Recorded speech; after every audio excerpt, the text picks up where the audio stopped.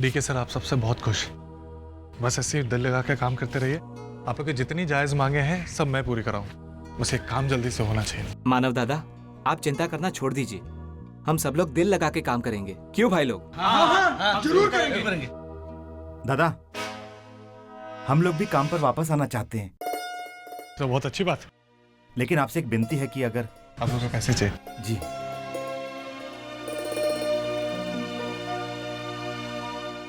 ये रखिए, बाद में और दे दूंगा। आप हम लोगों पर इतना भरोसा करते हैं? क्यों? तुम लोग भी तो हम पे भरोसा करके आए।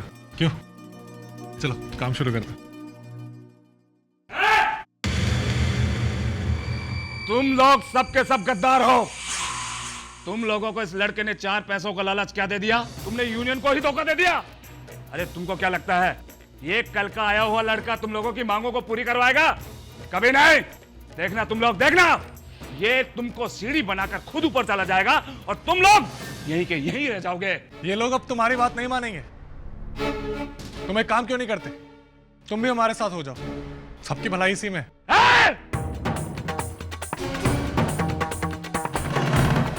ये किताबी बातें हमको मत सिखाओ।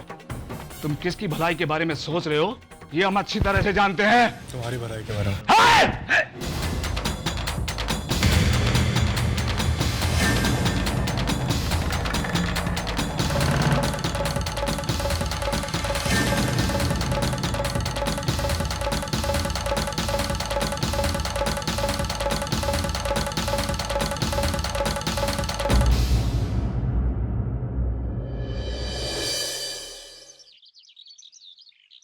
डीके सर की दी हुई मोहलत में सिर्फ अब 1 दिन बचा है। क्या करूं? कुछ मजदूरों ने तो काम शुरू कर दिया है, लेकिन बचे हुए मजदूरों को कैसे मनाऊं?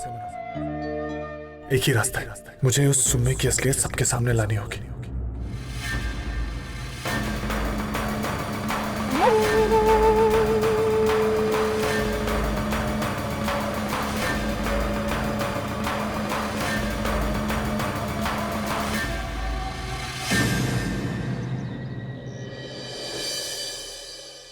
अरे आप आइए।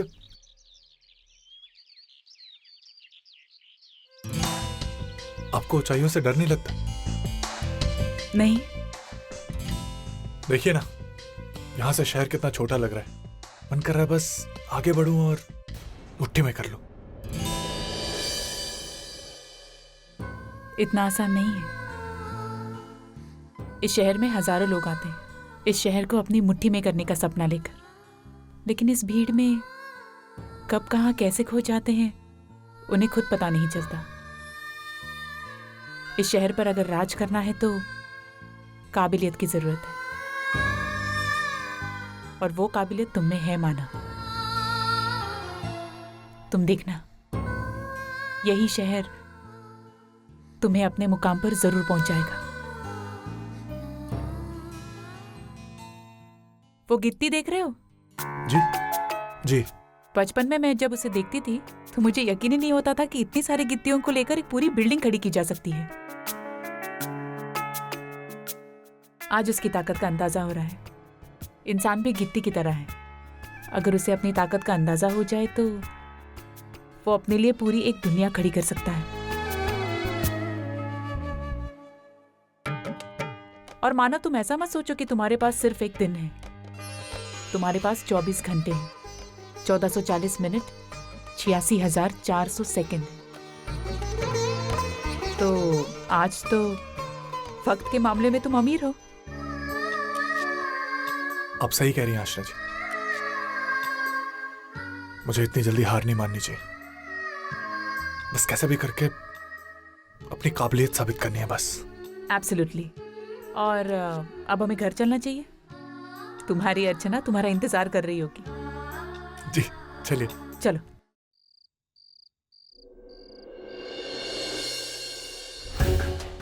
परसों कोर्ट में वैशु और धर्मेश के डिवोर्स की सुनवाई। पता नहीं क्या होगा। वैशु को उस धर्मेश से छुटकारा मिल भी पाएगा या नहीं, और पता नहीं इसमें माधुरी कितना साथ दे पाएगी वैशु का। अर्चना, यहाँ क्या कर रही है इतनी रात को? कुछ नहीं, बस ऐसे ही टहल रही थी। अर्चना, आजकल मानव दिखाई नहीं देते। मानव की नई जॉब लगी है ना, तो उसमें उन पर इतनी सारी जिम्मेदारियां हैं कि बहुत बिजी रहते हैं आजकल। क्या हुआ?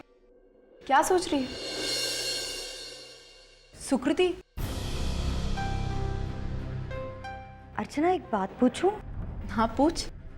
मानव अपने काम में इतना बिजी रहते हैं, रात रात भर घर नहीं आते।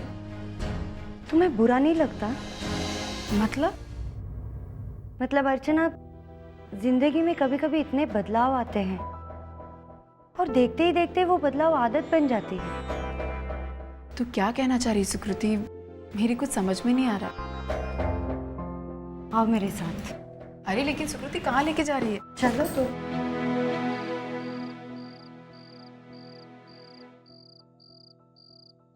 इस बंगले को देख रही हो अर्चना? इस बंगले की जो मालकिन है ना, वो कभी हमारी ही तरह एक साधारण सी चाल में रहती थी। पति पत्नी दोनों की एक खुशहाल गृहस्थी चल रही थी। एक दिन दोनों ने मिलकर एक सपना देखा, ऐसे ही बड़े बंगले का। फिर क्या, उस सपने को पूरा करने के लिए उसका पति दिन रात मेहनत करने लगा। देखते ही देखते सपना भी पूरा हुआ, लेकिन इस बंगले की बड़ी बड़ी दीवारों में उन दोनों की छोटी छोटी खुशियां कहीं बिखर कर रह गई। हाँ, पैसा तो बहुत आया, लेकिन वक्त, बदले में उन्हें वक्त की कीमत चुकानी पड़ी। दोनों एक दूसरे के इतने करीब होकर भी मन से एक दूसरे से कोसों दूर चले गए। आज सिवाय सन्नाटे के कुछ नहीं है इस बंगले में। देख अर्चना, इसे कहते हैं घर। उस औरत ने पैसों से मकान तो खरीद लिया, लेकिन घर? अर्चना, आजकल इंसान की जरूरतें इतनी बढ़ चुकी है कि उसे पूरा करने के लिए वो दिन भर भागम दौड़ी करता है। आधी जिंदगी तो ऐसे ही कट जाती है, लेकिन जरूरतें खत्म नहीं होती। एक तरफ पति दिन रात नौकरी करता है, नौकरी में बिजी रहता है, और दूसरी तरफ पत्नी घर में बच्चों को संभालने में। कभी कभी तो ये नौकरी सौतन लगने लगती है। मुझे ऐसे लगता है अर्चना, तेरी जिंदगी में भी ये सौतन आ चुकी है। नहीं सुकृति, मेरी जिंदगी में मानव की नौकरी कभी सौतन बनकर नहीं आ सकती, क्योंकि मानव की जिंदगी में मुझसे बढ़कर और कुछ है ही नहीं। और वैसे भी वो जो कुछ भी कर रहे हैं वो मेरे लिए ही कर रहे हैं ना। तो फिर वो तो है, लेकिन मानव का नौकरी की तरफ देखने का नजरिया अब बदल चुका है। पहले वो नौकरी को अपने सपनों को पूरा करने का एक जरिया समझते थे, लेकिन अब वही नौकरी उनकी मंजिल बन गई है। मुझे डर है अर्चू, कल तक जो मानव सिर्फ अर्चना का था, वो आने वाले कल में सिर्फ नौकरी का बनकर न रह जाए। ऐसा कुछ नहीं होगा, क्योंकि मानव की जिंदगी में मुझसे बढ़कर और कुछ नहीं है।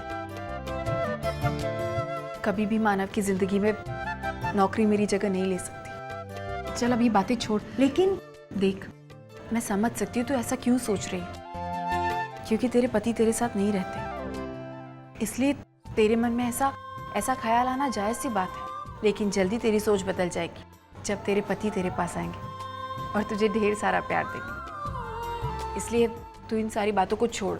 चल, अभी रात भी बहुत हो गई, आराम कर दे। चल।